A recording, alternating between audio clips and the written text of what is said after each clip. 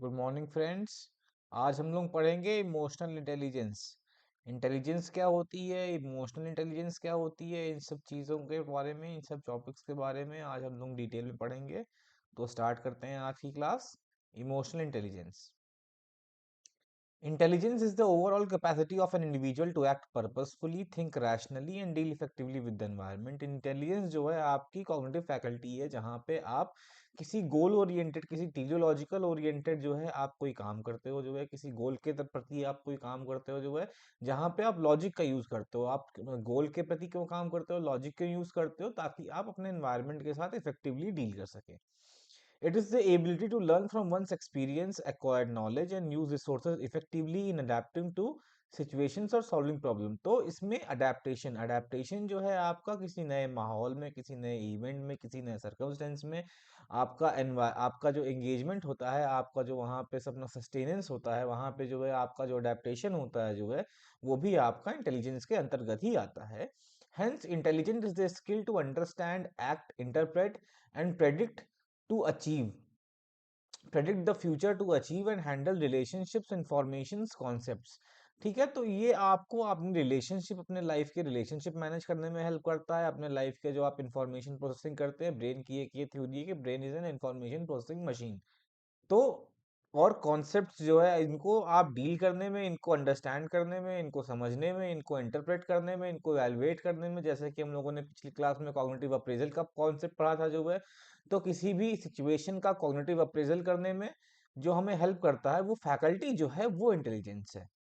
अब इंटेलिजेंस का एक छोटा सा एग्जांपल ये होता है, जो कि मैं कॉमनली देता हूँ, वो होता है स्पॉटिफाई का।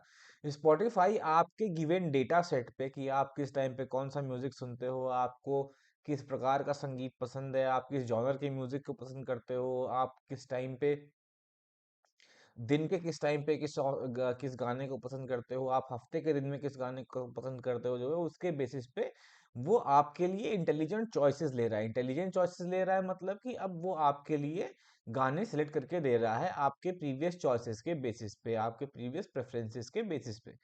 आप इमोशनल इंटेलिजेंस जो कॉन्सेप्ट है, जो है इसको सबसे पहली बार भेजा दिया था, जो है सैलोवे और मायर ने दिया था, और इसको डैनियल गोलमैन ने इसको पॉपुलराइज किया। ठीक है, ये आप लोगों को मैं अपनी प्लेलिस्ट में एक वीडियो डाल दूंगा। इसमें ये डैनियल गोलमैन का इंटरव्यू है 5 मिनट का। इसमें ये इमोशनल इंटेलिजेंस के बारे में बोलते हैं, तो ये वीडियो को मैं ऐड कर दूंगा, तो ये वीडियो को आप लोग वहां से देख सकते हैं। ठीक है। फॉर सैलोवे एंड मायर, इंटेलिजेंस और emotional intelligence is a form of social intelligence. तो जो इमोशनल इंटेलिजेंस है, वो आपके सोशल इंटेलिजेंस का हिस्सा है, वो आपके सामाजिक बुद्धिमत्ता का हिस्सा है, जो है it involves the ability to monitor one's own feeling and others feeling and emotion, discriminate among them and use this information to guide one thinking and action. ये अपनी फैकल्टी को, अपनी कॉग्निटिव फैकल्टी को, अपनी इंटेलिजेंस की faculty को use करके आप एक या दो भावनाओं में, अनेक भावनाओं में फर्क करना जाने, और उस इंफॉर्मेशन को अपने डेली लाइफ में यूज कर सके, जो है अपने थिंकिंग को और अपने एक्शंस को गाइड करने के लिए, मनसा वाचा कर्मणा। तो हम कहते हैं कि आप इमोशनल इंटेलिजेंस को यूज कर रहे हो, या ये इमोशनल इंटेलिजेंस की फैकल्टी है। Emotional intelligence refers to the ability to perceive, control and evaluate emotions. ठीक है, तो इमोशनल इंटेलिजेंस जो होता है, ये आपकी क्षमता है, जो है कि आप किसी इमोशन को कैसे परसीव करते हैं, आपका उस पर कंट्रोल कितना है, और आपका कॉग्निटिव अप्रेजल कैसा है उस इमोशन के बारे में। The ability to express and control emotions is essential, but so is the ability to understand, interpret and respond to the emotions of the other। अपनी भावनाएं तो समझना जरूरी है ही साथ दूसरों की भावनाओं को भी समझना जरूरी है। जैसे कि मैंने बहुत ही एक कॉमन एग्जांपल में, एक कॉमन कोट में जो बोलता हूँ, वो ये बोलता हूँ, जॉन डन ने कहा था, no man is an island.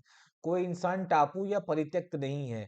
या फिर अरिस्टोटल ने कहा था, a person who can live without a society is either a man or a god, is either a god or a beast। A man who can live without society, मैं फिर से repeat कर रहा हूँ, a man who can live without society is either a god or a beast।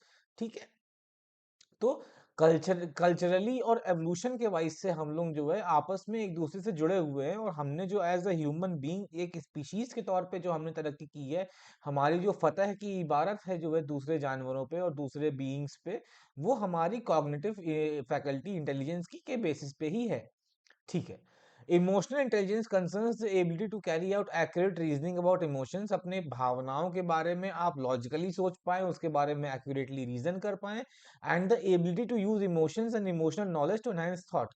Normally क्या होता है जो है कि हमारे थॉट्स को हमारे इमोशंस गवर्न करते हैं। आपका इमोशन कैसा है दैट डिसाइड्स को आपको थॉट कैसा है। इसलिए एक्टिंग जो होती है, एक्टिंग में एक फर्क है। एक्टिंग में आप अपने थॉट्स को यूज कर रहे हो अपने इमोशंस को गाइड करने में। ठीक है, तो इसलिए एक्टिंग थेरेपी वगैरह भी जो है बहुत प्रचलित है बाहर के देशों में। तो ये एक्टिंग थेरेपी के बारे में हो गया। अब ये एक्टिंग थेरेपी के बारे में मैं इसलिए बात कर रहा हूँ क्योंकि आप जब किसी भी इमोशन का कॉग्निटिव अप्रेजल करते हैं, जो किसी इमोशन के बारे में आप जो है सोचते हैं, उसे वैल्यूएट करते हैं जो है, तो ये नॉलेज को आप यूज कर सकते हैं अपने थॉट को एनहांस करने के लिए, अपने थॉट को बेहतर बनाने के लिए। ठीक है। अब लेवल्स ऑफ इमोशनल इंटेलिजेंस, अलग अलग इमोशनल इंटेलिजेंस की लेवल्स क्या है। पहला तो लेवल है कि भाई perceiving emotions accurately in one self and the other. अपने आप में इमोशंस को बेहतर तरीके से समझ पाना और दूसरे के अंदर भी अपने इमोशंस को बेहतर तरीके से समझ पाना। इट में involve understanding non verbal signal such as body language, facial expression. अब जो फेशियल एक्सप्रेशंस होते हैं और जो बॉडी लैंग्वेज होती है, जो इमोशंस होते हैं, वो यूनिवर्सल होते हैं। क्योंकि इमोशंस यूनिवर्सल है, इसलिए उनका एक्सप्रेशन जो है वो भी यूनिवर्सल है। तो आप अपने दूसरे अपने पार्टनर के, अपने जो कंपेनियन है, कलीग है, मेट है, या आपका जो पार्टनर है या जो भी इंसान है, आप उसके बॉडी लैंग्वेज से, उसके फेशियल एक्सप्रेशन से आप उसके इमोशनल स्टेट के बारे में जान पाए। ये पहला लेवल है इमोशनल इंटेलिजेंस का। दूसरा लेवल है कि आप reasoning with emotions helps us prioritize what we pay attention to and what we react to. हम किस चीज पे रिएक्ट करते हैं या हम किस चीज पे ध्यान देते हैं जो है, उससे गवर्न होता है। हम जिस चीज पे ध्यान देंगे वो हमारा उतना अटेंशन खींचेगी और हम उसके बारे में उतना इमोशनल होंगे। एक छोटा सा एग्जांपल आप ये ले सकते हैं कि अगर आप जाते हैं किसी दुकान पे और दुकानदार ने आपको आपका नाम लेके बोला जो है, तो आप मतलब 90% चांस है कि उस दुकान पे आप वापस जाओगे। क्योंकि नाम लेने की प्रक्रिया के दौरान उसने आपका ध्यान खींच लिया और आपको वहां पे एक इमोशनल बॉन्ड बन गया। ठीक है, तो we generally respond emotionally to things that pick up our attention. ठीक है, emotions which understanding which emotions we have and which emotions we need to exit. अब हम लोग हर टाइम पे हर इमोशन को नहीं ले सकते हैं। फॉर एग्जांपल, अगर आपको कॉमेडी फिल्म देख रहे हो जो है आप, और वहां पे जैसे इसीलिए हम लोग मूवीज देखते हैं क्योंकि ये एक way of altering our perception of reality है। मूवीज जो है they alter our perception of reality.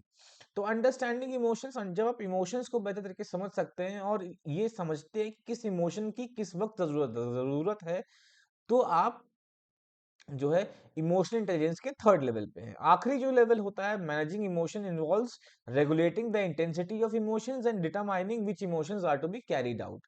ठीक है, कि किन इमोशंस को लेके आना है और इमोशंस की इंटेंसिटी क्या रखनी है। ठीक है, आगे बढ़ते हैं। 5 प्रकार की इमोशनल कॉम्पिटेंसी या भावनात्मक दक्षता क्या होती है। The ability to identify emotions and name them and understand the link between thought and emotions. Thought और इमोशंस के बीच में क्या लिंक है जो है उनको समझना, अपने इमोशंस को नाम दे पाना, अपने इमोशंस को समझ पाना जो है, ये पहली इमोशनल कॉम्पिटेंसी है। दूसरी इमोशनल कॉम्पिटेंसी है कि capacity to manage one's emotional state and shift from one undesirable to an adequate one. कि आप जब चाहें एक सिचुएशनल, एक इमोशनल स्टेट से दूसरे इमोशनल स्टेट में आप स्विच मार पाए। इसके अलावा होता है आपका the ability to enter emotional states with a desire to achieve and be successful. ठीक है, कि आप अलग अलग इमोशनल स्टेट में अपनी परिस्थिति के हिसाब से आप उस इमोशनल स्टेट में एंटर कर पाए जो है, और जिस लिए आप उस इमोशनल स्टेट में एंटर हुए हैं वो आपका कार्य, वो आपका प्रयोजन सफल हो। Ability to read and be sensitive to others emotion, दूसरों के संवेदनाओं के प्रति, दूसरों की भावनाओं के प्रति आप और संवेदनशील हो पाए। इसके लिए जो है ये आती है चौथी इमोशनल कॉम्पिटेंसी। और आखिरी इमोशनल कॉम्पिटेंसी है आपकी ability to sustain and enter satisfactory interpersonal relationships. एक दो प्रकार के रिलेशंस होते हैं, एक तो आपका स्वयं से रिश्ता जो है इंटरपर्सनल रिलेशन, इंट्रापर्सनल रिलेशनशिप, और दूसरा होता है आपका इंटरपर्सनल रिलेशनशिप। तो इंटरपर्सनल रिलेशनशिप तभी बेहतर होते हैं जब आपके डिमांड्स, आपकी नीड्स, आपका स्टेटस को कोई समझ रहा है। तभी आप जो है बेटर इंटरपर्सनल रिलेशनशिप्स हो सकते हैं। तो उसमें जो है मदद करना या हेल्प करता है जब इमोशनल इंटेलिजेंस, तो ये बनता है पांचवी इमोशनल कॉम्पिटेंसी आपका।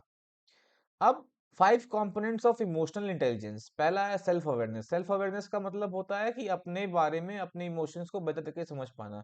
अगर आप लोग चाहें तो ये पॉइंट्स नोट कर सकते हैं। आगे बढ़ते हैं। Self regulation. सेल्फ रेगुलेशन क्या होता है? आप अपने इमोशंस को एक्सप्रेस कैसे कर रहे हैं, कब कर रहे हैं, किस मात्रा में कर रहे हैं, इस चीज को आप कंट्रोल कर पाते हैं, तो हम इसे कहते हैं ये सेल्फ रेगुलेशन है। सोशल स्किल्स कैसे होते हैं आपके? एम्पथी। अब आप लोगों ने सुना होगा एम्पथी और सिंपथी का डिस्टिंक्शन। एम्पथी और सिंपथी का डिस्टिंक्शन जो होता है, ये साइकेट्री या साइकोलॉजी में बड़ा यूज होता है। और क्यों यूज होता है? वो इसलिए यूज होता है क्योंकि सिंपथी जो होती है, डॉक्टर सिंपथेटिक नहीं होता, डॉक्टर एम्पथी एम्पथेटिक होता है। सिंपथेटिक सिंपथेटिक मतलब ये होता है आपका कि आप किसी इमोशन में हैं, आप किसी के दुख में दुखमयी हो गए, तो आप सिंपथी दिखाते हैं। अगर आप किसी की प्रॉब्लम समझ रहे हैं और उस प्रॉब्लम से अपने आप को डिस्टेंस करके उसका कोई रेमेडी सजेस्ट कर पा रहे हैं, तो आप एम्पथी शो कर रहे हैं। सॉरी। तो आप एम्पथी शो कर रहे हैं। ठीक है। इसके अलावा आखिरी जो है हम लोग का मोटिवेशन। किसी काम को करने के प्रति जो है, जो आपका मोटिवेशन होता है जो है, वो कैसे इमोशनल इंटेलिजेंस भी कंट्रीब्यूट कर सकता है, वो आप देख सकते हैं यहाँ पे। इसे आप चाहें तो अपने नोट्स में लिख भी सकते हैं। अब importance of emotional intelligence. Emotional intelligence की इंपॉर्टेंट क्या है? इससे टीम वर्क बेटर होता है, इससे एडजस्टमेंट बेटर होता है, इससे सेल्फ कंट्रोल आपका अच्छा होता है, इससे आपका सेल्फ अवेयरनेस अच्छा होता है। फिर benefits of emotional intelligence in an individual. आपको अपने बारे में एक बेहतर समझ होती है जो है। दूसरी चीज आपको होती है कि आपका सेल्फ रेगुलेशन आपका बेटर रहता है। इसके अलावा आपकी एम्पथी जो है वो इंक्रीज होती है जो है, और साथ ही साथ आप कोलैबोरेटिव कम्युनिकेशन करते हैं, और आपको अंततः जो स्ट्रेस का फीलिंग होती है वो आपको कम होती है।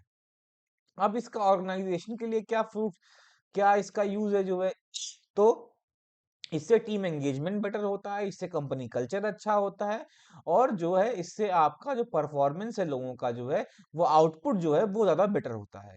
ठीक है। तो बच्चों, आज हम लोगों ने पढ़ा आपका टॉपिक इमोशनल इंटेलिजेंस। मिलते हैं अगली क्लास में। तब तक के लिए अलविदा।